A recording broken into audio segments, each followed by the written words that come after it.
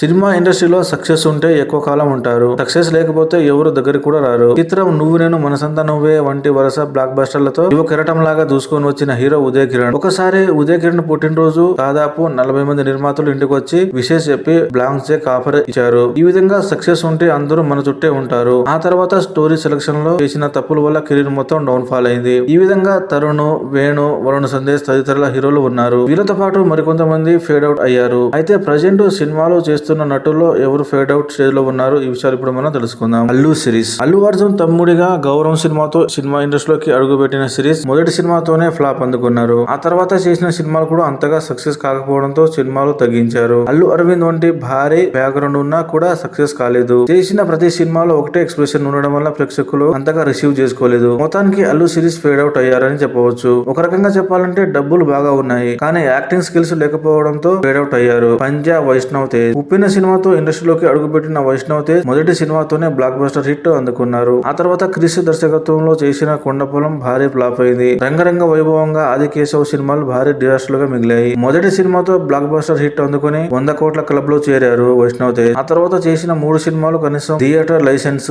Poster డబ్బులు కూడా return రాలేదు. దీంతో పంజా వైష్ణవ్ తేజ్ తర్వాత సినిమాలు తప్పనిసరిగా విజయం సాధించాలి. ఇంకో 2 సినిమాలు ఫ్లాప్ అయితే ఫేడ్ అవుట్ అయ్యే అవకాశం ఉంది. వరుణ్ తేజ్. ముకుంద సినిమాతో సినిమా ఇండస్ట్రీలోకి అడుగుపెట్టిన వరుణ్ తేజ్ మొదటి సినిమాతో పర్వాలేదు అనిపించారు. కంచె సినిమాతో విమర్శకుల ప్రశంసలు దక్కాయి. పిదా సినిమాతో మొదటిసారి బ్లాక్ బస్టర్ హిట్ అందుకున్నారు. కానీ ఈ హిట్ మాత్రం సాయి పల్లవి ఖాతాలోకి వెళ్ళింది. ఆ తర్వాత చేసిన సినిమాలు భారీ ఫ్లాప్ అయ్యాయి. F2, F3 సినిమాలు హిట్ అయినా అవి వెంకటేష్ ఖాతాలోకి వెళ్ళింది. ఇక సోలో హీరోగా తొలి ప్రేమతో మొదటిసారి హిట్ అందుకున్నారు. ఆ తర్వాత చేసిన గదలకొండ గణేష్ సినిమా మాస్ లో బాగా ఇమేజ్ తీసుకొని వచ్చింది. కరోనా తర్వాత వరుణ్ కి అసలు కష్టాలు మొదలయ్యాయి. 2020 తర్వాత చేసిన గని, గాంధావధారి అర్జున, ఆపరేషన్ వాలంటైన్, మట్కా సినిమాలు భారీ డిజాస్టర్లుగా మిగిలాయి. ఎంతలా అంటే కనీసం పోస్టర్ డబ్బులు కూడా తిరిగి రాలేదు. గత సినిమా మట్కాను 2వ రోజు నుంచి దాదాపు 90% వరకు థియేటర్ల నుంచి తీసేశారు. చాలా మంది నెటిజన్లు యాక్టింగ్ స్కిల్స్ నేర్చుకోవాలని సలహా ఇచ్చారు. ఇంకో 2-3 సినిమాల తర్వాత ఫేడ్ అవుట్ అయ్యే అవకాశం ఉంది. గత 4 సినిమాలు అత్యంత భారీ డిజాస్టర్లుగా మిగిలాయి. శర్వానంద్. టాలెంట్ ఉన్న యంగ్ హీరోలో శర్వానంద్ ఒకరు. సైడ్ యాక్టర్ నుంచి హీరోగా ఎదిగిన హీరోలో శర్వానంద్ ఒకరు. మొదట్లో చిన్న పాత్రలు చేసిన తర్వాత హీరోగా ఎంట్రీ ఇచ్చారు. మొదట్లో ఎన్ని సినిమాలు చేసినా హిట్లు రాలేదు. దాదాపు 10 సినిమాలు చేసిన తర్వాత రణరాజారాణి సినిమాతో మొదటిసారి కమర్షియల్ హిట్ అందుకున్నారు. ఆ తర్వాత చేసిన మళ్ళీ ఇది రాని రోజు, మహాన్ భావుడు, ఎక్స్ప్రెస్ రాజా, శతమాన భవతి,